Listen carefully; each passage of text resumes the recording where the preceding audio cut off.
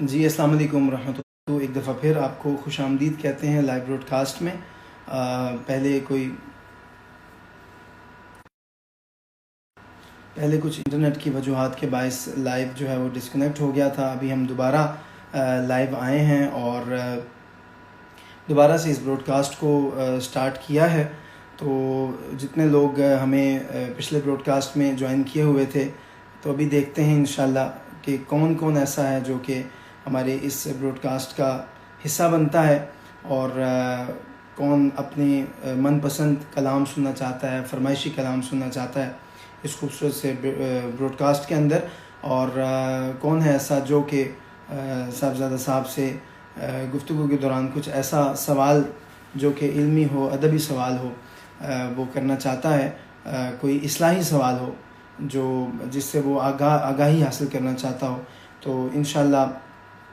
شاید وہاں سے کچھ کنیکٹیویٹی میں ایشو آ رہا ہے۔ میں ابھی انشاءاللہ ان کے ساتھ جیسے ہی وہ تشریف لاتے ہیں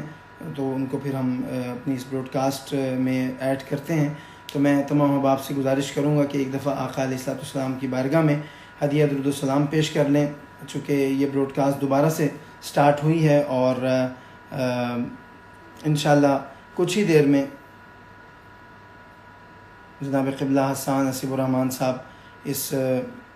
براڈ کاسٹ کا حصہ بنیں گے۔ پچھلے کچھ لائیو کے اندر آواز کا ایشو آ رہا تھا، اس وجہ سے میں نے دوبارہ سے لائیو جو ہے وہ ری سٹارٹ کیا ہے، اور ہمارے ساتھ موجود ہیں جناب ابھی حضرت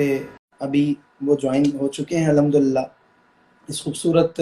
لائیو براڈ کاسٹ کے اندر، اور ہم سب کو جو انتظار تھا جس گھڑی کا۔ جی السلام علیکم قبلہ۔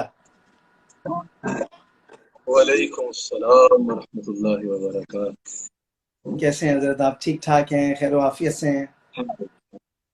ماشاء اللہ ماشاء اللہ، بہت جی الحمدللہ، اللہ نبی کا بہت کرم، بہت خوشی ہو رہی ہے، اور ہمارے لیے یہ قابل فخر بات ہے، قابل مسرت ہے یہ بات کہ آج آپ ہمارے اس خوبصورت براڈ کاسٹ کا حصہ بنے۔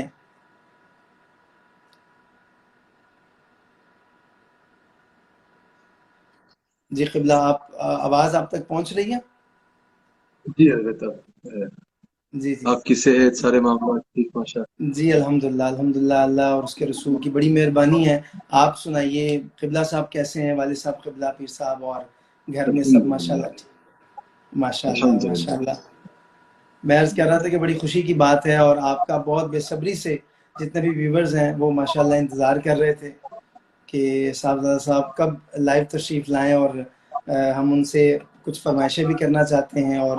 کچھ سوالات بھی، اور ان کی کچھ گفتگو بھی سننا چاہتے ہیں۔ تو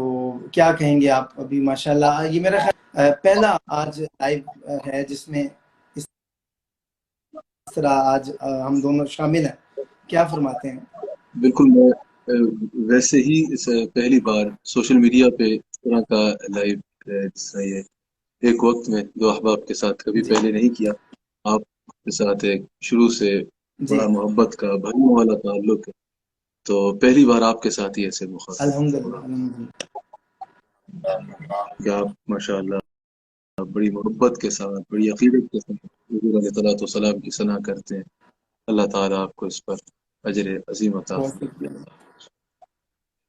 شکریہ بہت شکریہ بہت شکریہ۔ اور ماشاءاللہ ایک اور چیز جو کہ عیدگاہ شریف کے پلیٹ فارم پہ بہت زیادہ دیکھی گئی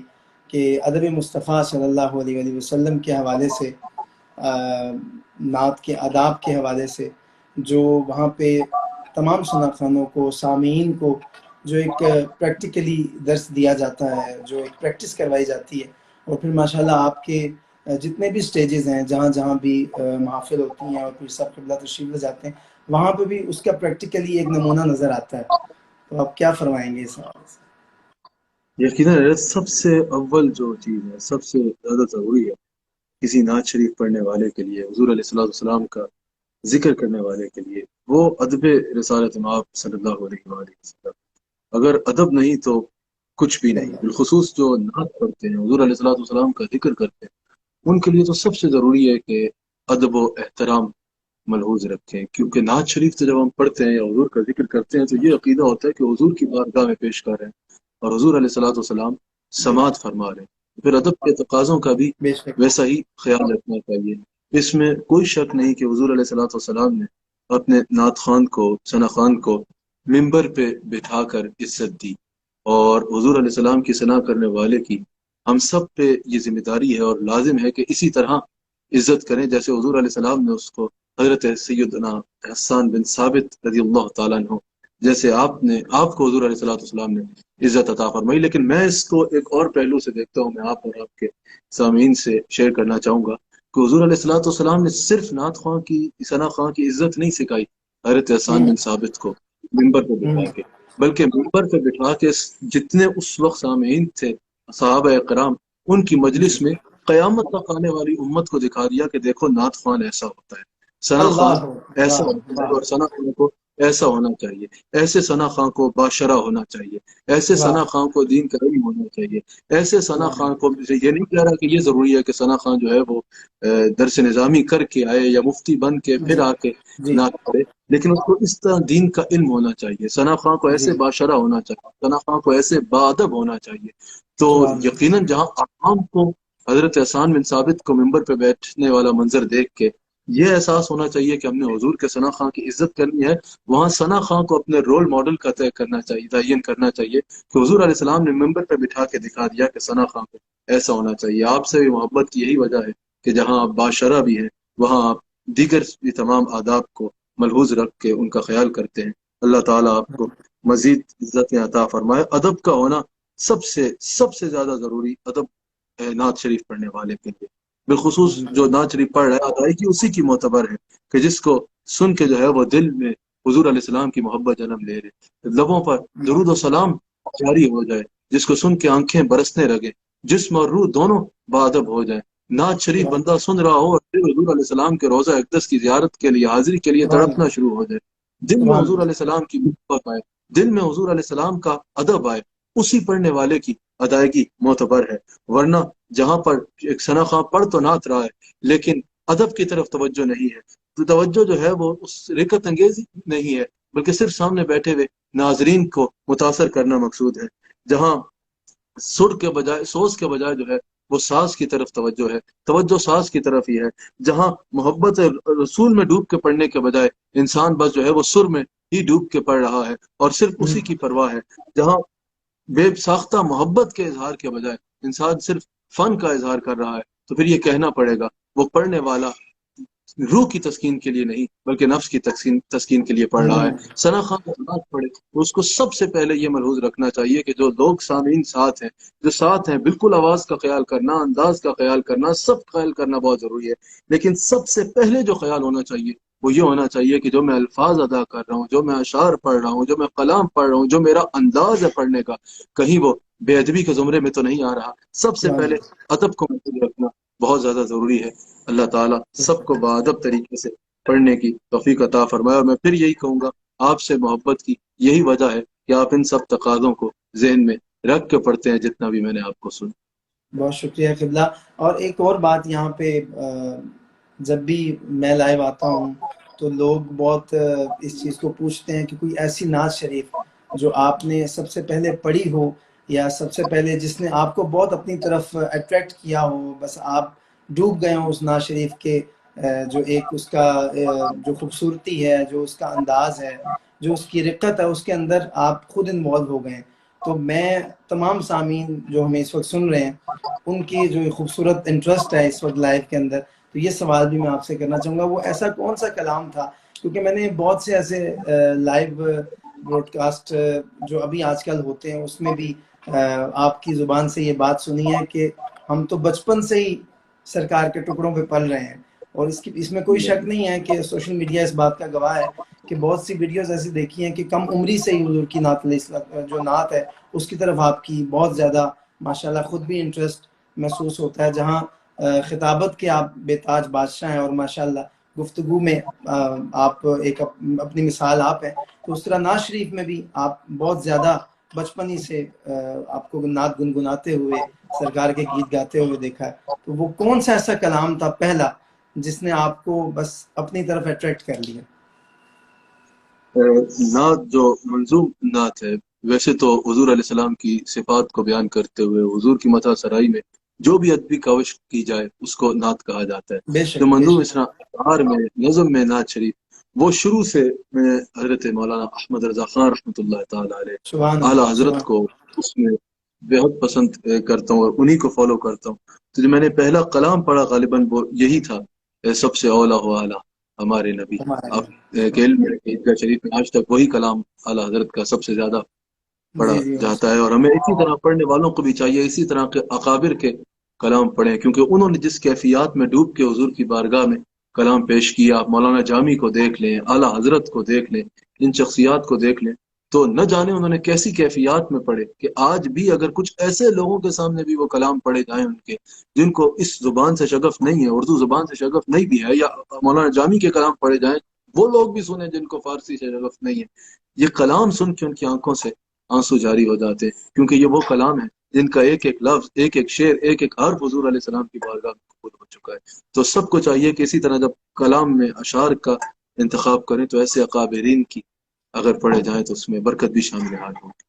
ماشاء اللہ۔ میں نے تو اکثر چونکہ باہر بھی آپ کو پتہ ہے کہ آپ کے ساتھ اکثر ممالک میں،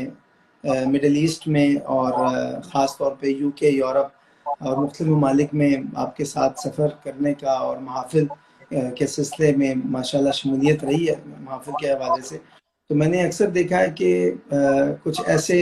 اغیار جو کہ محفل کا حصہ بنتے ہیں، جن کو خاص دعوت پہ وہاں کی جو کچھ آرگنائزیشنز ہوتی ہیں، کچھ حکومتی ایسے بیوروکریٹس ہوتے ہیں جو کہ محافل کا حصہ بنتے ہیں، تو میں نے ان کو بھی بہت انوالومنٹ کے ساتھ انجوائے کرتے ہوئے دیکھا ہے جب بھی نعت پاک محفل کے اندر پڑھی جا رہی ہوتی ہے۔ تو کیا یہ اسی کا آپ کو ایک انداز لگتا ہے جو آپ گفتگو فرما رہے ہیں؟ آپ کو کیا لگتا ہے یہ وہی ایک تاثیر ہے، وہی اثر ہے جو اغیار کو بھی اپنے دامن میں سمیٹ لیتا ہے، اس ذکر کا یہ قبلہ، کمال؟ جب دل سے حضور علیہ السلام کا ذکر کیا جائے تو اس میں کوئی شک نہیں کہ اس کی تاثیر ہی ایسی ہوتی ہے کہ وہ دل کو نرم کر دیتی ہے اور دلوں کو مائل کرتی ہے۔ مجھے اولڈم کی ایک محفل یاد ہے، ایک ہمارا کافی بڑا اجتماع تھا ربیع الاول شریف کا اولڈم میں، بلکہ انگلینڈ میں بھی، یورپ میں بھی اور مڈل ایسٹ کے بھی کئی ملکوں میں آپ کے ساتھ بھی ایسی کئی محافل میں وقت گزرا۔ تو جی آج سے یہ 2012 کی بات ہے، ایک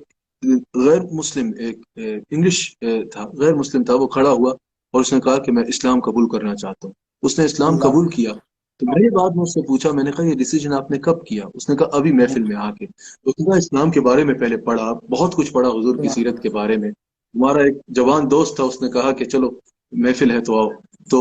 مجھے کچھ سمجھ نہیں آ رہی تھی، لیکن میں نے پہلے سے حضور کی سیرت کو پڑھا تھا تو حضور کی محبت اور اسلام کے لیے کشش دل میں محسوس ہو رہی تھی۔ اس محفل میں مجھے سمجھ تو کچھ نہیں آیا، لیکن جو ایک کیفیات تھی انہوں نے میرے دل کو یہ یقین آیا، وہ کیفیات دیکھ کے اور وہ فیلنگز میں فیل کر کے میرے دل کو یہ یقین ہوا کہ یہ جھوٹوں کی محفل نہیں، یہ سچوں کی محفل ہے، اس میں شامل اللہ ہو جایا جائے۔ تو حضور کے ذکر کی برکت ہی ایسی ہے کہ حضور علیہ السلام کا ذکر دلوں کو نرم کرتا ہے، حضور علیہ السلام کا ذکر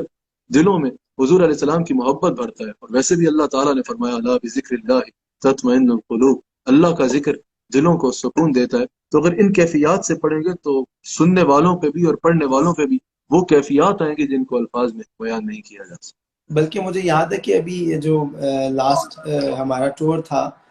ربیع الاول شریف کا، تو آپ کے ایک مرید ہیں وہاں یو کے میں، تو انہوں نے جب نعت شریف پڑھی اور اس کے بعد انگلش میں اسپیچ بھی کی،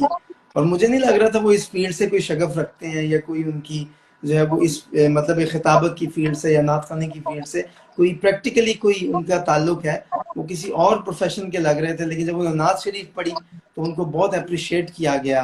اور سب نے بہت دل سے سنا۔ اور یہ چیز بہت زیادہ وہاں پہ آپ نے بھی فرمائی، آپ کے والد صاحب قبلہ پیر نقیب الرحمن صاحب مدد اللہ علیہ، انہوں نے بھی فرمایا کہ جب نعت دل سے پڑھی جاتی ہے تو تب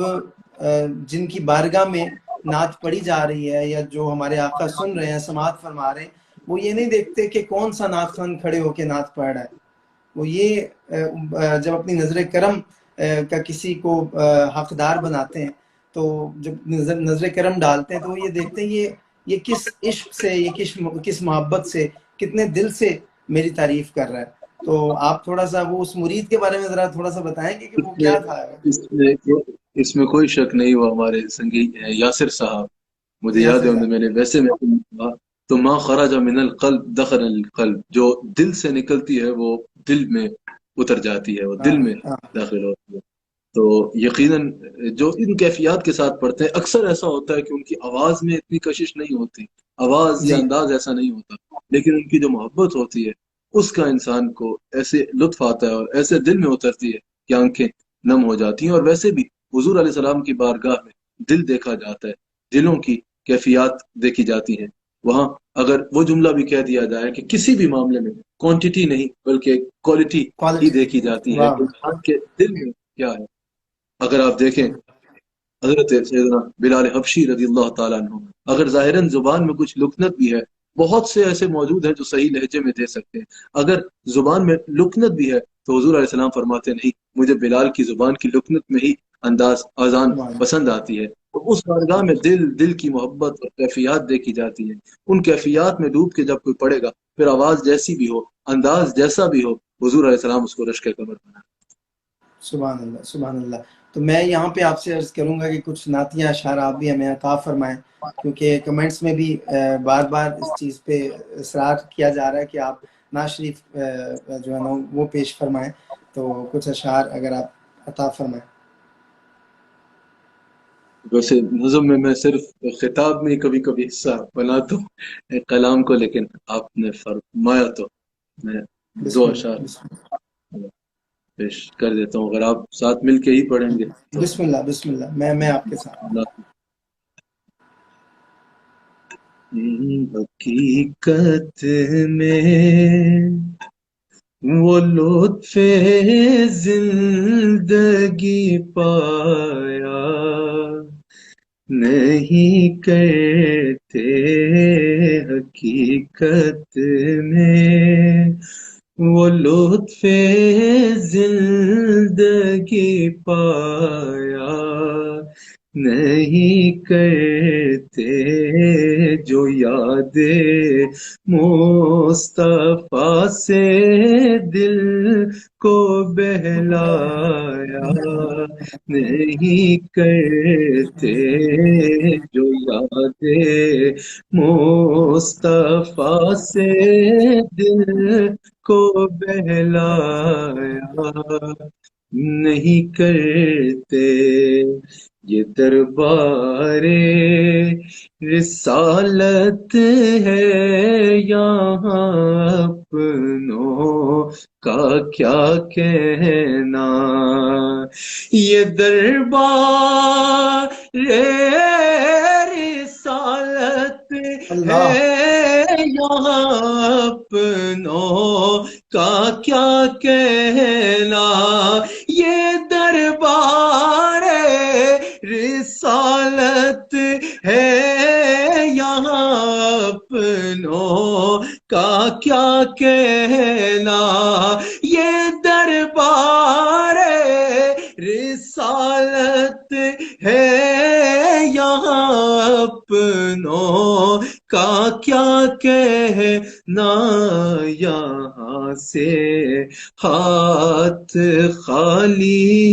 غیر غیر بھی بھی اللہ. نہیں کرتے، یہاں سے ہاتھ خالی غیر بھی جایا نہیں کرتے، یہ ہے دربار آقا کا یہاں ملتا ہے بن مانگے، یہ ہے دربار آقا کا یہاں ملتا ہے بن مانگے، یہاں ملتا ہے بن مانگے، یہ ہے دربار آقا کا یہاں ملتا ہے بل مانگے، یہ ہے دربار آقا کا یہاں ملتا ہے بالمانگے، ارے ناداں یہاں دامن کو پھیلایا نہیں کرتے، ارے ناداں یہاں دامن کو پھیلایا نہیں کرتے، زباں پہ شکوائے رنجو علم لایا نہیں کرتے، نبی کے نام لیوا غم سے گھبرایا نہیں کرتے، نبی کے نام لیوا غم سے گھبرایا نہیں کرتے۔ سبحان اللہ، ماشاء اللہ، مگر ماشاء اللہ، آپ کی خواہش پہ پڑھ دیا، ورنہ میرے پاس کوئی ایسی سر تو نہیں، میں بس ماشاء اللہ۔ نہیں خطابات میں آپ، نہ محبت نہ نہ میں نہ ماشاء اللہ، جب آپ محفل میں پڑھتے ہیں تو محفل ماشاء اللہ اپنے عروج پہ پہنچ جاتی ہے، اور ماشاء اللہ آج ایک عجب کیف آیا، عجب مزہ آیا سننے کا۔ آپ کے کسی بریڈ فورٹ سے کسی مرید نے مجھے ابھی بھی واٹس ایپ پہ سلام بھیجا ہے، عاقب نام ہے ان کا، پتہ نہیں آپ شاید جانتے ہوں گے، بریڈ فورٹ سے، جانتا تو ہوں، آپ بالکل، کو وعلیکم سلام بھیج رہے ہیں۔ تو بہت سارے ماشاءاللہ اس وقت جو آپ کے چاہنے والے ہیں اور جتنے بھی فینز ہیں ماشاءاللہ اس وقت وہ لائیو آپ کو دیکھ رہے ہیں پوری دنیا میں، اور یہ انسٹاگرام پہ زیادہ تر فالوئنگ جو ہے ہمارے خطہ بر صغیر کی بہت زیادہ ہے، جو پاکستان، پاک و ہند اور بنگلہ دیش میں جو رہنے والے مسلمان ہیں اور شاقان مصطفیٰ ہیں صلی اللہ علیہ وسلم، وہ بہت زیادہ ماشاءاللہ اس وقت محظوظ ہو رہے ہیں اور بہت تعریف کر رہے ہیں کہ اتنا خوبصورت لائیو۔ اور جہاں پہ میں نے جس طرح آپ حضرت میں نے عرض کیا تھا کہ آج کل ہم بہت ٹھٹھوں میں، بہت مذاق میں اس سچویشن کو جو ہمارے ملک میں لاک ڈاؤن کی صورتحال بنی ہوئی ہے اس وقت، اور معیشت ہماری اس وقت بالکل صفر پہ پہنچ گئی ہے، ہر چیز ہماری بند ہے، یہاں پہ پبلک ٹرانسپورٹ نہیں ہے اور بہت سارے مسائل ہیں پبلک کے یہاں پہ، عوام الناس کے۔ تو ہمارے جو ایسے احباب ہیں، چند احباب، میں ابھی کسی کا نام مینشن نہیں کرنا چاہوں گا، لیکن وہ ٹھٹھے کر رہے ہیں سوشل میڈیا پہ، وہ اس صورتحال کو انجوائے کر رہے ہیں، نہ کہ وہ غریبوں کا آسرا بنے، ان کا سہارا بنے، یا کورونا وائرس کی جو اس وقت بڑی سخت صورتحال بنی ہے پوری دنیا میں ہی ہے، لیکن ہمارے پاکستان میں چونکہ میڈیوکرز اور ایسے لوگ جو ڈیلی ویجز پہ اپنا گزارا کرتے تھے، وہ اپنے گھروں میں لاک ڈاؤن ہو گئے ہیں، گھروں میں قید ہو گئے ہیں، بند ہو گئے ہیں، بیٹھ کے باہر نہیں نکل پا رہے۔ تو میں نے یہ ایک چھوٹی سی ایک کاوش کی جس میں آپ نے آپ کی جو اپریسیشن تھی اور آپ کا تشریف لانا، یہ ہم سب کے لیے بڑا باعث فخر ہے، باعث ناز ہے، باعث مسرت ہے کہ آپ نے وقت اپنا دیا۔ تو آپ کیا فرماتے ہیں کہ ایسی لاک ڈاؤن کی سچویشن میں ہمیں کیا کرنا چاہیے اور ہم کیا کر رہے ہیں؟ تھوڑا سا آپ، چونکہ آپ بھی ماشاءاللہ سوشل میڈیا پہ بہت زیادہ آپ کے خطابات اور آپ خود بھی ایکٹیو رہتے ہیں، تو کیا آپ سمجھتے ہیں کہ ہمیں کرنا کیا چاہیے اور ہم جا کس طرف رہے ہیں ابھی اس وقت؟ دیکھیے قبلہ، اس وقت جو پوری دنیا میں معاملات ہیں، پوری دنیا کا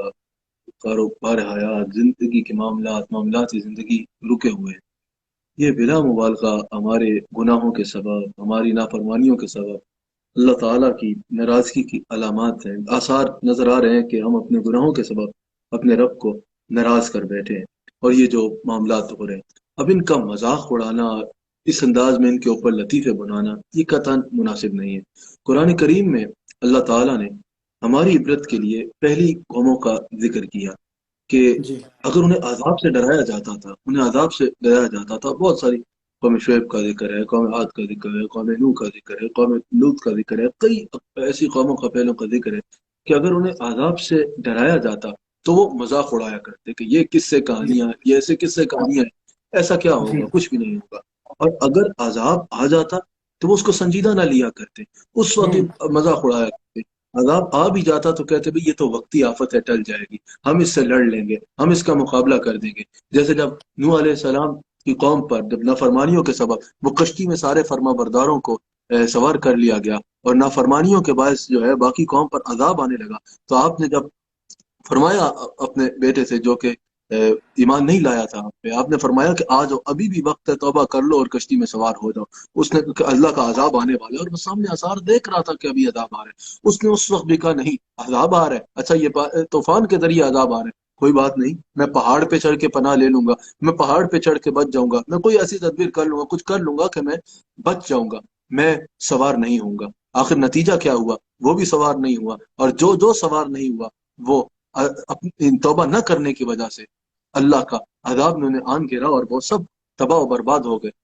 سب تباہ و برباد ہو گئے۔ لیکن ایک ہمیں مثال حضرت یونس علیہ السلام کی بھی قوم کی ملتی ہے کہ جب ان کی قوم پر عذاب آنے لگا، آسمان سرخ ہو گیا، سرخ رنگ کے بادل آ گئے، آپ نے فرمایا کہ دیکھو اللہ کی ناراضگی کی علامت ہے، آسمان سرخ ہو گئے، ابھی آگ برسنے والی ہے، اللہ کا عذاب آنے والا ہے۔ ساری قوم سجدہ ریز ہوگی، ساری قوم نے اللہ کی بارگاہ میں سچی توبہ کی، کہا یا اللہ ہم جانتے ہیں کہ بہت دیر ہو گئی، ہم جانتے ہیں کہ ہم نے دیر کر دی، تیرے عذاب تیری ناراضگی کی علامات آنکھوں سے دیکھ رہے ہیں، لیکن یا اللہ یا کریم ہم جانتے ہیں یہ ہماری شامت اعمال ہے، ہمارے گناہوں کی وجہ سے۔ اسی وقت سجدہ ریز ہوئے، اللہ کی بارگاہ میں توبہ کی، سچی توبہ میں اتنی طاقت تھی کہ اسی وقت وہ عذاب ٹل گیا، اسی وقت وہ بادل ہٹ گئے، وہ سرخ رنگ کے بادل ہٹ گئے اور عذاب ٹل گیا۔ اب دونوں مثالیں ہمارے سامنے ہیں، ایک وہ قوم جنہوں نے عذاب کو سنجیدہ نہیں لیا، اللہ کی ناراضگی کی علامات کو اور عذاب کو سنجیدہ نہیں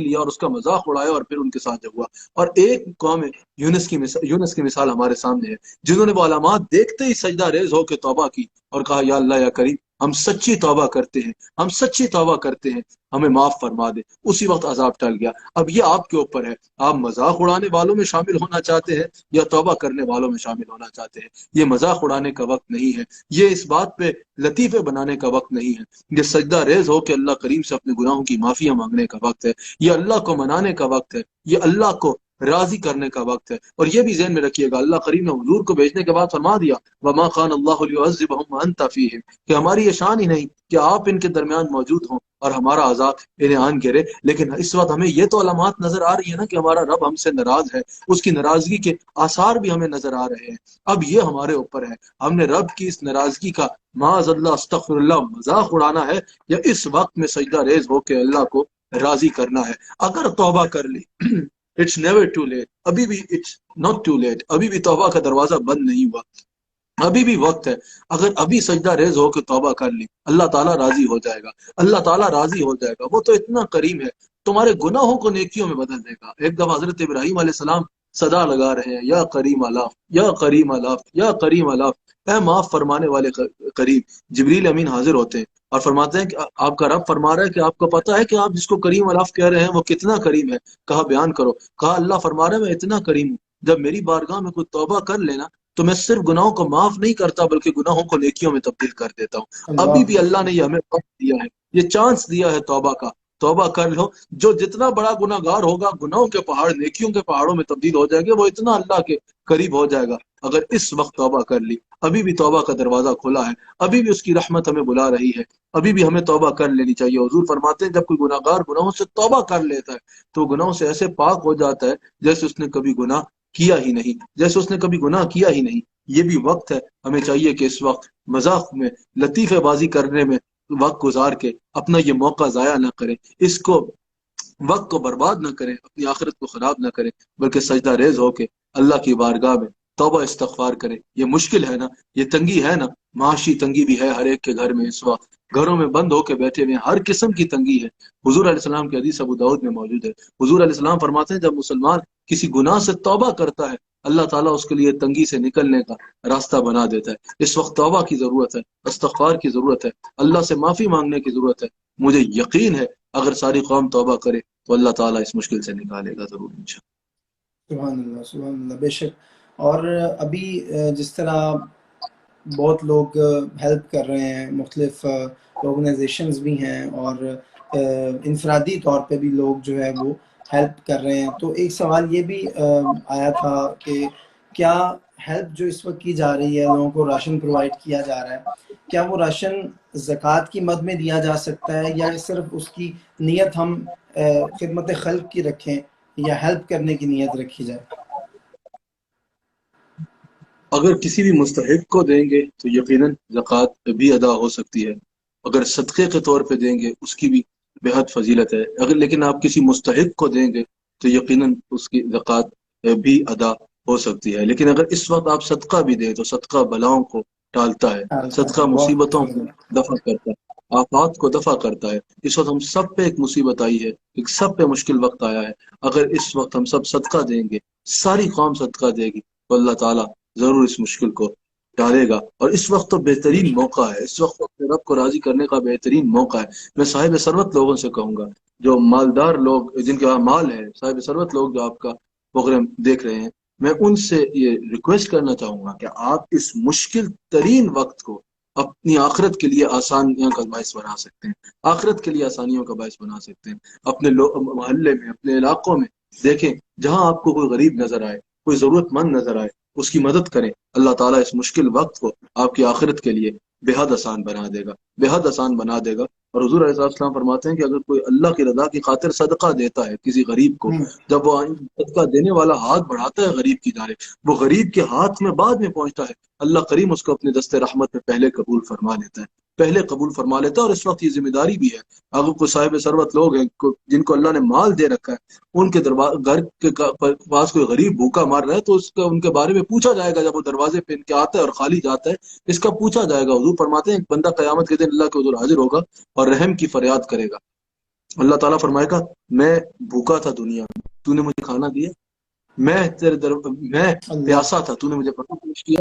لباس کی ضرورت تھی مجھے، تو نے لباس پیش کیا، گویا کہ چھت کی ضرورت تھی، کسی بھی چیز کی ضرورت تھی تو نے پیش کیا۔ اور کرے گا یا اللہ تو بھوکا تھا، یا اللہ تو پیاسا تھا، یا اللہ تجھے لباس کی ضرورت تھی۔ حضور فرماتے ہیں اللہ کریم فرمائے گا جو تیرے دروازے پہ ایک میرا بندہ آیا تھا بھوکا تھا، اگر تو اسے کھانا دیتا تو ایسا تھا جیسے تو نے میری بارگاہ میں پیش کیا، میں اس کو ایسے قبول فرماتا جیسے تو نے میری بارگاہ میں پیش کیا، اگر تو اس کو پانی پلاتا تو میں اس کو ایسے قبول فرماتا جیسے تو نے میری بارگاہ میں پیش کیا، اگر تو اسے لباس دیتا تو میں اس کو ایسے قبول فرماتا جیسے تو نے میری بارگاہ میں پیش کیا۔ تو یقیناً اس وقت ہم سب کو چاہیے کہ غرباء کی، مساکین کی، جو بھی اس وقت ضرورت مند ہے، بالخصوص لاک ڈاؤن ہے جو کہ گورنمنٹ کی مجبوری تھی یہ لاک ڈاؤن کرنا، اس کے علاوہ کوئی حل نہیں تھا۔ کوئی حل یہ نہیں لاک ڈاؤن میں ہم سب کو چاہیے کہ اپنے اپنے علاقوں میں جو غریب ہیں ان کی بھرپور مدد کریں، بالخصوص وہ لوگ جو دہاڑیاں لگاتے تھے ان کی مدد کرنا اس سب سے زیادہ ضروری ہے، کیونکہ وہی دہاڑی لگا اللہ، کے اپنے بہت سے گھر کا سفید پوش لوگ ایسے ہیں کہ جو مانگنے کے لیے نہیں نکلتے، جو باہر نہیں آتے، لوگوں سے بھیک نہیں مانگتے، اپنے گھروں میں رہتے ہیں۔ اور ہم لوگ مطلب کچھ ایسے لوگ ان کو ہم بعض اوقات منتخب کر لیتے ہیں کہ جن کا پیشہ ہے یہ باہر نکلنا اور مانگنا اور مال و متاع یا راشن اکٹھا کرنا۔ یہ کچھ ایسے سفید پوش احباب بھی ہیں جو اپنے گھروں میں رہتے ہیں، جو جن کی عزتوں کو یہ زیب نہیں دیتا کہ وہ باہر نکل کے در در پہ جائیں۔ تو ہمیں اب کیا فرماتے ہیں اس موقع پہ؟ ہمیں چاہیے کہ ہم ایسے لوگوں کو ڈھونڈیں، تلاش کریں علاقوں میں۔ یقیناً یقیناً ان تک پہنچنا چاہیے، ان کو ڈھونڈ کے، ان کو ڈھونڈنا ایسے ہوگا اس وقت جیسے اللہ کی رحمتوں کی تلاش کرے انسان، واہ اور واہ، ان کو ڈھونڈ لینا ایسے ہوگا جیسے انسان اللہ کی رحمتوں کو ڈھونڈ لے، اور ان کی خدمت کر دینا ایسے ہوگا جیسے انسان اللہ کی رحمتوں کو سمیٹ لے۔ سبحان اللہ، سبحان اللہ، سبحان اللہ۔ بہت بہت خوبصورت، بہت خوبصورت بات۔ اگر حضرت آپ کی اجازت ہو تو ایک نعت شریف اس ماشاء اللہ، خوبصورت میں سیشن میں خود ایڈ کریں۔ اچھا، خود سننا چاہ رہا ہوں۔ کوئی فرمائش، کوئی حکم جو آپ بہت پسند فرمائیں سننا ابھی؟ اس وقت ان حالات میں اگر کوئی سلیقہ ہے آرزو کا تو سبحان سنا اللہ، دیں تو۔ سبحان اللہ جی، میں پیش کرتا ہوں۔ کوئی سلیقہ ہے آرزو کا، کوئی سلیقہ ہے آرزو کا، نہ بندگی میں بندگی ہے، کوئی سلیقہ ہے آرزو کا، کوئی سلیقہ ہے آرزو کا،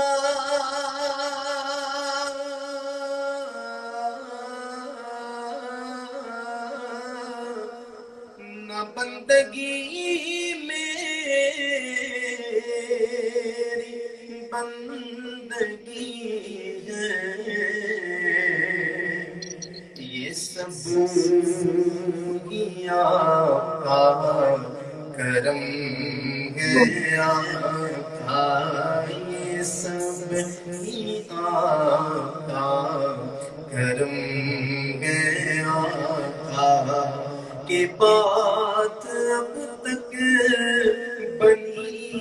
ہوئی ہے، یہ سب ہی آقا کرم ہے، آقا یہ سب ہی آقا کرم ہے، آقا۔ نہ کوئی عمل ہے سنانے کے قابل، نہ منہ ہے آپ کے دکھانے کے قابل، لگاتے ہیں اس کو بھی سینے سے آقا، لگاتے ہیں اس کو بھی سینے سے آقا، جو ہوتا نہیں منہ لگانے کے قابل، یہ سب ہی آقا کرم ہے، آقا یہ سب ہی آقا کرم ہے، آقا کی بات اب تک بنی ہوئی ہے، کوئی سلیقہ ہے آرزو کا، کسی کا احسان کیوں اٹھائے،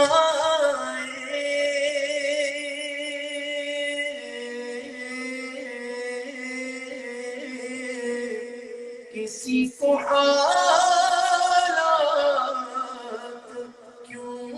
بتائے، کسی کا احسان کیوں اٹھائے،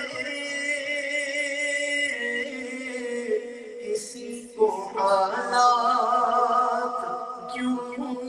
بتائے، آپ ہی سے مانگیں گے آپ ہی دیں گے، آپ ہی سے مانگیں گے آپ ہی دیں گے، آپ ہی سے مانگیں گے آپ ہی دیں گے، اس گلی کا گدا ہوں میں جس میں، اس گلی کا گدا ہوں میں جس میں مانگتے تاجدار پھرتے گئے، آپ ہی سے مانگیں گے آپ ہی دیں گے، آپ ہی سے مانگیں گے آپ ہی دیں گے، کون دیتا ہے دینے کو منہ چاہیے،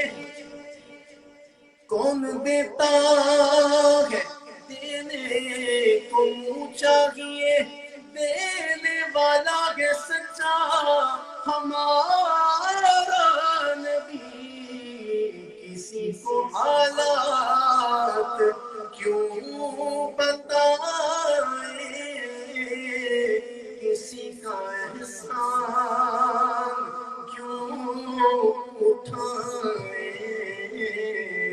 آپ ہی سے مانگیں گے آپ ہی دیں گے، آپ ہی سے مانگیں گے آپ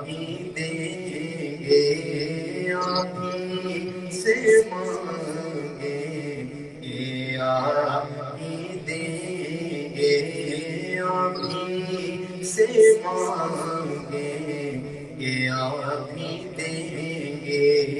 اور آپ کے در سے بھی لو نہیں ہے، یہ سب ہی آقا کرم ہے آقا۔ بشیر کہیے نذیر کہیے، انہیں سراج منیر کہیے، بشیر کہیے نذیر کہیے، انہیں سراج منیر کہیے، جو سر بر سر ہے کلام ربی، جو سر بر سر ہے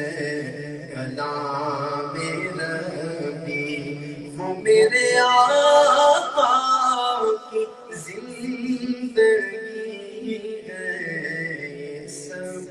ہی آقا کرم ہے آقا،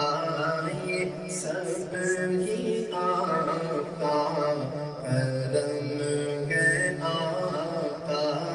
یہ سب ہی آقا کرم ہے آقا۔ جتنا دیا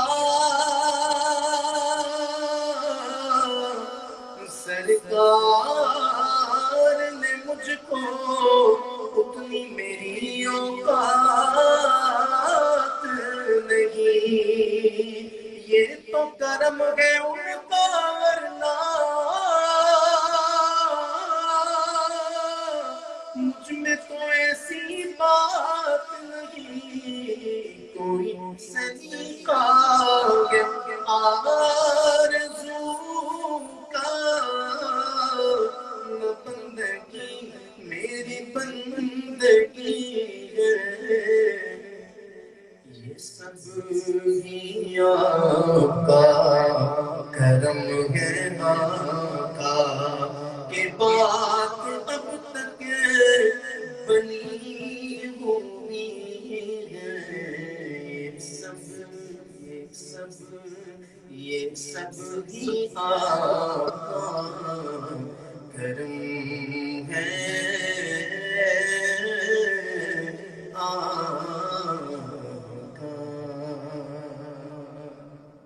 ماشاء اللہ ماشاء اللہ ماشاء اللہ ماشاء اللہ۔ اچھا حضرت، بس میں اب انشاءاللہ کچھ ہی لمحات میں اختتام کی طرف ہم بڑھتے ہیں۔ میں ایک بہت خوبصورت سا سوال آپ کے سامنے رکھنے لگا ہوں، اس کے بعد انشاءاللہ ہم آپ سے سب جتنے بھی لوگ کمنٹ کر رہے ہیں وہ کہہ رہے ہیں کہ دعا کروائیں ہمارے لیے، جو ہمارے حالات ہیں اللہ تعالیٰ ان کو جلد ہمیں آسانی کی طرف لے کے جائے، اور اس کرونا وائرس کی وبا سے ہم ہمارے خطے کو، تمام احباب کو اس وبا سے، اس بیماری سے محفوظ رکھے، اور جو مبتلا بھی ہیں اس میں اللہ تعالیٰ ان کو بھی اس بیماری سے جلد ازالہ عطا فرمائے، رہائی عطا فرمائے۔ تو ایک چھوٹا سا سوال جو کہ ایسے ہی میرے دل میں آتے، کیونکہ کمنٹس تو اتنے زیادہ آ چکے ہیں کہ ہر بندہ اپنے اپنے سوالات اور خاص طور پہ اپنی اپنی فرمائشیں لے کر اپنے دامن میں بیٹھا ہے۔ تو آپ نے ماشاءاللہ پہلے ہی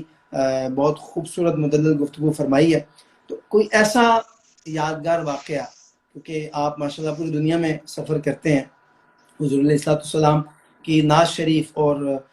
وہ باتیں، وہ دین کے احکام اور وہ گفتگو جو آپ کا خاصہ ہے، جس گفتگو کو آپ دلوں میں اتار دیتے ہیں، کیونکہ اس میں ہمارا کوئی کمال نہیں ہے، اس کی نسبت آقا کریم صلی اللہ علیہ وسلم کے ذکر اور اس مٹھاس سے ہے جو اس ذکر سے آپ کی زبان میں اللہ سبحانہ وتعالیٰ نے عطا فرمائی ہے۔ تو کوئی ایسا لمحہ، کوئی ایسا یادگیری مومنٹ جو آپ کو یاد ہو، آج بھی آپ جب اس کو یاد کرتے ہو آپ کو خوشی بھی ہوتی ہو اور مسکراہٹ بھی بیٹھے بیٹھے لبوں پہ آ جاتی ہو، کوئی ایسا ایونٹ ہوا ہو یا کوئی ایسا انسیڈنٹ ہو جو ایسا خوشگوار کوئی لمحہ آپ کو یاد ہو؟ جو آپ شیئر کرنا چاہیں؟ یقیناً آپ اور ہم تو ہیں ہی، مسافر ہیں، سفر میں ہوتے، تو اکثر جی ایسے معاملات پیش آتے ہیں جن کی وجہ سے جی چہروں پہ مسکراہٹ آ جاتی ہے۔ اب میں آپ کے آگے کیا ذکر کروں؟ کچھ دن پہلے میں آج یاد کر رہا تھا کہ اس کوئی وقت ایسا میرے ساتھ یادگار؟ بیٹھے ہیں میرے بھائی صاحبزادہ عدنان قادری صاحب، یہ بھی میرے ساتھ ہی بیٹھے، تو ان سے بھی میں تھوڑی دیر پہلے ذکر کر رہا تھا، جی ان جی کی مغفرت فرمائے۔ ہمارے جی جی ایک ساتھی ہوتے تھے، تو ہاں یہ اسی طرح کی ایک اچھا بڑی بابرکت شام تھی، تو میں بیان کر رہا تھا، تو انہیں میں اکثر ابھی کیونکہ اچھا یہ لائف سے پہلے میں یہ ذکر کر رہا تھا تو اچانک میرے ذہن میں آیا، میں وہ بیانات میں ذرا کم بیٹھتے تھے، تو ان سے میں تلقین کر رہا تھا کہ آپ بیانات میں بیٹھا کریں، تو وہ پہلے بیان میں بیٹھے تو وہ بیان ذرا طویل ہو گیا، تو اس میں میں نے دیکھا کہ ان کی آنکھوں سے آنسو جاری ہیں اور بڑی کیفیات میں بیان کو سماعت کر رہے ہیں، تو میں نے اللہ بیان کے بعد ان سے بڑی خوشی کا اظہار کیا، اللہ انہیں شاباش دی کہ بھئی ہزاروں کے مجمع میں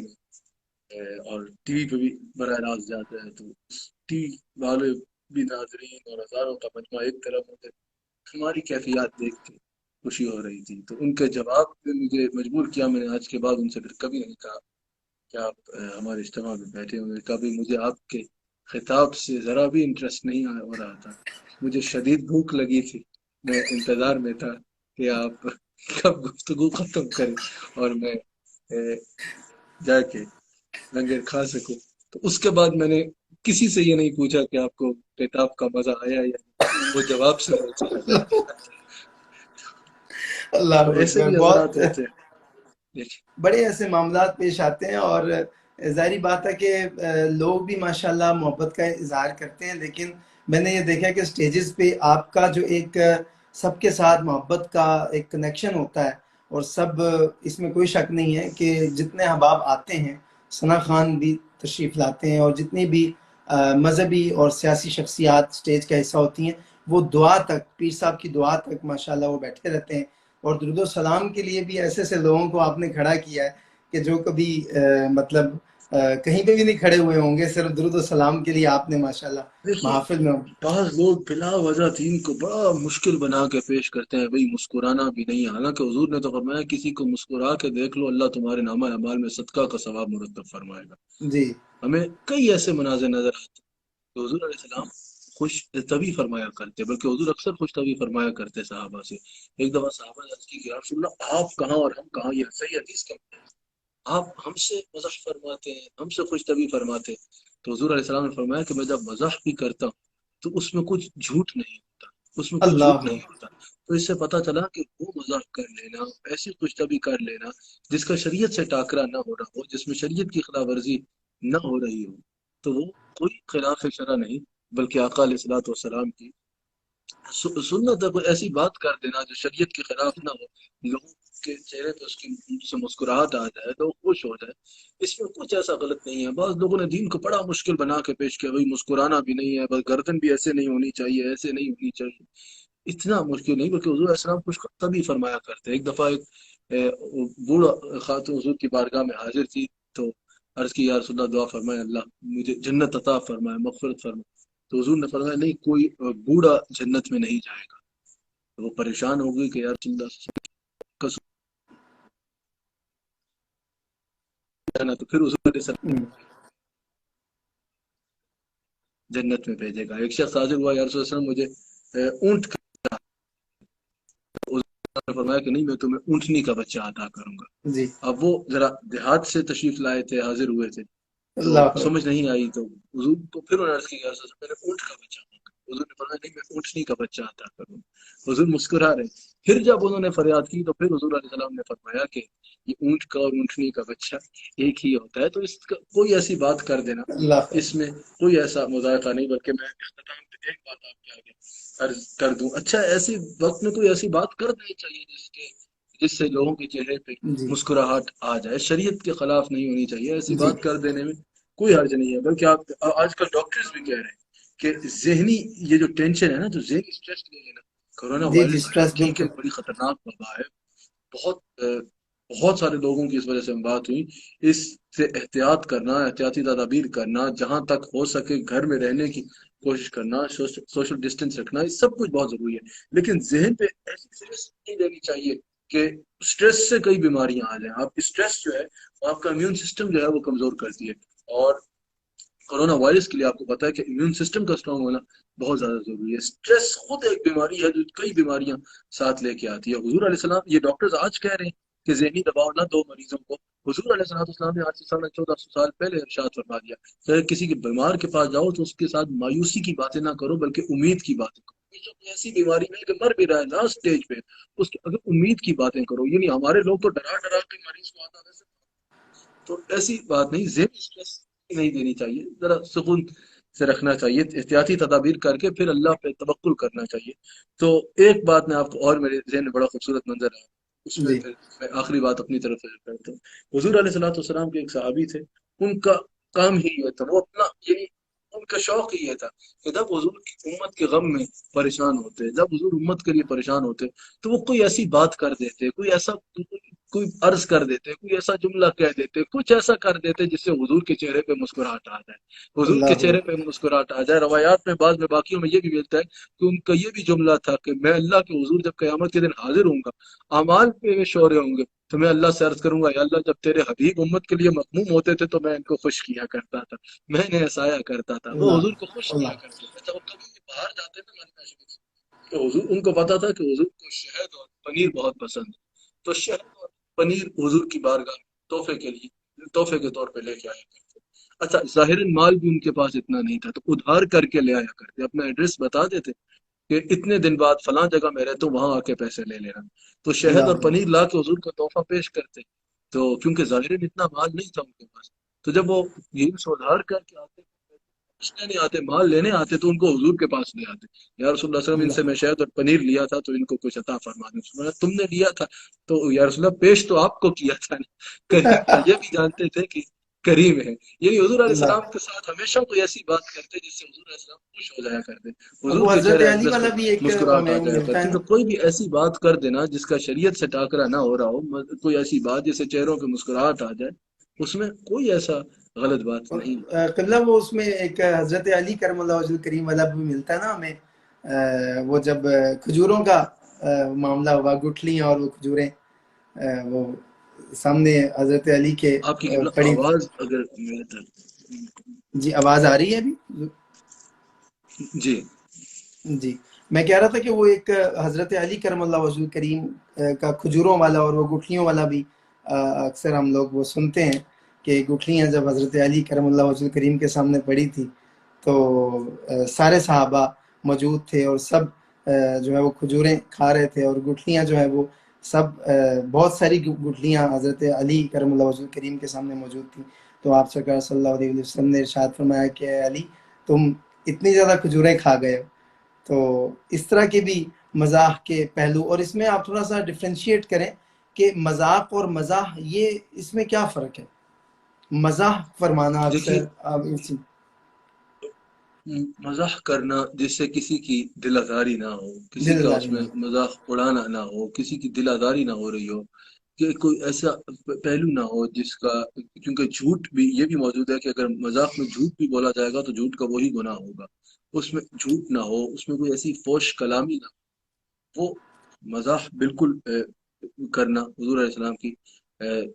سیرت کے خلاف نہیں ہے، جس میں نہ شریعت سے ٹاکرا ہو، نہ جھوٹ ہو، نہ کسی کی دل آزاری ہو. اور پھر جو اس کو عرف میں جس میں آپ فرما رہے ہیں، پھر وہ مذاق تو گناہ میں چلا جاتا ہے جس میں جھوٹ بھی ہو، جس میں کسی کی دل آزاری ہو، جس میں فوش کلامی ہو، جس میں حقیقت سے ہٹ کے باتیں ہوں. وہ پھر وہ مذاق ہوتا ہے جو جھوٹ کے زمرے میں جا کے یا کسی کی دل آزاری یا فوش کلامی میں جا کے وہ پھر گناہ. ایسا دین فطرت ہے. حضور نے فرمایا کچھ نہ کرو، کسی کو مسکرا کے دیکھ لو تو اللہ تعالیٰ نامہ اعمال میں صدقہ کا ثواب مرتب فرمائے گا. سبحان اللہ. اور ویسے بھی میں نے یہ چیز معذرت کے ساتھ پاکستان میں محسوس کی ہے کہ لوگ مسکراتے کم ہیں. باہر آپ نے ایک جو احباب رہتے ہیں باہر کے ممالک، آپ ماشاءاللہ آتے جاتے رہتے ہیں، وہاں پہ ایک اسمائل پاس کر کے گزر جانا، اس کو بھی ایک اچھے بیہیویئر کی اور اخلاق کی نشانی سمجھا جاتا ہے۔ اس میں کوئی شک نہیں، اس میں کوئی شک نہیں، ہماری قوم میں سلام کرنا، مسکرانا، سلام میں پہل کرنا، ایسی چیزوں میں اضافہ کرنے کی بہت زیادہ ضرورت ہے۔ ماشاءاللہ ماشاءاللہ، بہت خوبصورت آج گفتگو رہی، اور آپ کا میں تہ دل سے مشکور ہوں۔ آپ نے میری عرض پہ تمام چاہنے والے، چونکہ آج جو ہیں وہ ماشاءاللہ ابھی بھی اس وقت 355 کے قریب لوگ، 350 کے قریب لوگ ہمارے ساتھ اس وقت جوائن کیے ہوئے ہیں، اور یہ بڑی زبردست بات ہے، کیونکہ انسٹاگرام پہ ذرا جو ویورز ہیں ان کو کچھ آگاہی نہ ہونے کے باعث، اویئرنیس نہ ہونے کے باعث، کیونکہ فیس بک لوگ بہت زیادہ یوز کرتے ہیں، تو میں نے یہ میڈیم سلیکٹ کیا، یہ انسٹاگرام سلیکٹ کیا کہ ہم اس کے تھرو جو ہے وہ لوگوں کو اس طرف بھی اٹریکٹ کریں، کیونکہ فیس بک پہ ماشاءاللہ آلریڈی آپ قبلہ جانتے ہیں کہ بہت سے لوگ، اچھی بات ہے، لائیو آ رہے ہیں، حضور کی نعت کی محفل سج رہی ہے، نعتیں گنگنا رہے ہیں، فرمائشیں پوری کی جا رہی ہیں، تو اس طرف جہاں میں نے دیکھا کہ ہمارے ملک کے بہت سارے نامور فنکار اور نامور لوگ جو ہیں آ کے اس میں اپنی پرسنل گفتگو شیئر کر رہے ہیں پبلکلی، اور ٹھیک ہے کہ وہ اچھے انداز میں مسکرا کے ہنسا کے اپنا ٹائم سرو کر رہے ہیں، کچھ کرنٹین کیے ہوئے ہیں، کچھ اپنے گھروں میں آئسولیٹڈ ہیں، لیکن وہ اپنا وقت سرو کر رہے ہیں، تو یہ کتنی اچھی بات ہے کہ الحمدللہ ہمارا جو وقت یہ جتنا بھی ہمارا صرف ہوا ہے، یہ احادیث میں آپ کی جو خوبصورت گفتگو، اور ہم نے حضور علیہ الصلوۃ والسلام کی جو حضور کی ثناخوانی کی ہے، اس میں ہمارے یہ لائف کا وقت، اور جتنے لوگ ہمارے ساتھ شامل رہے ہیں وہ بھی ماشاءاللہ بہت محظوظ ہوئے ہیں۔ میں آخر میں بس گزارش کرتا ہوں کہ آپ دعا فرما دیجئے ان تمام احباب کے لیے جو ہمارے ویورز رہے ہیں، اور تمام امت مسلمہ کے لیے، کہ اللہ سبحانہ وتعالیٰ اس مشکل گھڑی سے ہم سب کو جلد از جلد نجات عطا فرمائے، اور پاکستان دوبارہ سے اور پورے خطہ اسلام میں جہاں جہاں مسلمان ہیں وہ دوبارہ سے خوشحال ہوں، بحال ہوں، اور یہ سب روٹین جو ہے وہ نارمل روٹین کی طرف آ جائے، تو یہ دعا کرے۔ اور ایک دعا جو آپ کو پتہ ہی ہے میری والدہ کی صحت کے لیے، وہ آپ ذرا خاص دعا فرمائیے پلیز۔ انشاءاللہ، اور آپ کو ایک بار پھر مبارک ہو آپ کی شادی کی، ماشاءاللہ۔ جی بہت اللہ شکریہ۔ وہ تعالیٰ آپ نہیں آئے، اس میں آپ نہیں آئے تو اب یہ ہے کہ آپ جو ہے، اگلی ہم بار ویسے آؤں گا، سوچ یہ کہ میں یہ سوچ رہا تھا کہ ہم لوگ ایک اور ریسیپشن آرگنائز کرتے ہیں، اور جس میں آپ کی خاص جو ہے آپ کو دعوت ہوگی، لیکن یہ لاک ڈاؤن کی صورتحال کی وجہ سے ہم وہ آرگنائز نہیں کر پائے، کیونکہ مین ریسیپشن میں تو آپ کو اور آپ کی فیملی کو خاص دعوت تھی، جو کہ 18 انشاءاللہ فروری کو تھا، آپ نہیں تشریف لا سکے، لیکن آپ نے جو دعائیں اور جو پیار مجھ تک پہنچایا وہ سب مجھے مل گئی تھی دعائیں، اللہ تعالیٰ انہیں قبول فرمائے۔ اور آپ کے یہ بتائیے کہ شہزادی اور شہزادہ کیسے ہیں؟ الحمدللہ، یہ میں نے آپ کو ٹھیک ہے ماشاء یہ کہا کہ میں اگلی بار آؤں گا، تو آپ اتنے گھبرا گئے شاید، کیونکہ آپ کو پتہ ہے کہ ابھی نہیں، میں نے اس لیے لاک بات کو ڈاؤن ہے، جلدی جلدی چینج کیا، لاک بالکل ڈاؤن ہے اور محافل میں تو نہیں جانا، تو گھر میں رہنا، تھوڑا گھبرا یہ بات بھی ہے، یہ بات بھی ہے، چونکہ اب اس وقت آپ نے اگر باہر جانا ہو نا تو پھر آپ کے پاس موقع ہوتا ہے کہ آپ کوئی بھی بات کر کے باہر جا سکتے ہیں، محفل میں وقت گزار کے آ کے پھر بھول بھال جاتی ہے بات، ہاں وہی لیکن ایک دم چونکہ اب، آپ جتنا ڈر گئے تو مجھے ہاں اندازہ ہو گیا کہ ہاں آپ اس وقت بس ظاہری بات ہے، آپ کو پتا ہے حضرت، آپ نے تو ماشاءاللہ بڑے ہی جو ہے نا وہ پیار سے یہ کہا کہ اگلی بار، تو میں نے کہا کہ میں آپ کو بتا دوں کہ اگلی بار جب آپ نے آنا ہے تو وہ سیم شادی کا ہی ریسیپشن دوبارہ ریپیٹ ہوگا۔ نہیں نہیں، انشاءاللہ، اللہ تعالیٰ، میں ویسے ہی ذرا مزاق کر رہا تھا، اللہ تعالیٰ آپ کو خوش رکھے اور آپ کو اسی زندگی میں ڈھیروں برکتیں عطا فرمائے، آمین اللہ آمین تعالیٰ اللہم آپ آمین۔ کو، آپ کے گھر والوں کو خوشی، اتفاق آمین والی، محبت والی عمر دراز، خیر عطا فرمائے، صالح اولاد بھی عطا فرمائے۔ آمین آمین آمین اللہم آمین۔ تو دعا حضرت فرما دیں تمام امت مسلمہ کے لیے، اور جتنے ویورز ہیں انہوں نے دعاؤں کے لیے کہا ہے، تو آپ ذرا خاص دعا فرمائیں۔ بسم اللہ الرحمن الرحیم۔ یا اللہ یا کریم، اس وقت جب پوری دنیا اس وبا کورونا وائرس کی وجہ سے پریشان ہے، لوگوں کے معاملات زندگی رکے ہوئے ہیں، ڈھیروں لوگ دنیا میں ایسے ہیں جن کے عزیز و اقارب اس مرض میں مبتلا ہیں اور وہ ان کے لیے پریشان ہیں۔ ڈھیروں لوگ دنیا میں ایسے ہیں جو خود اس مرض میں پریشان ہیں اور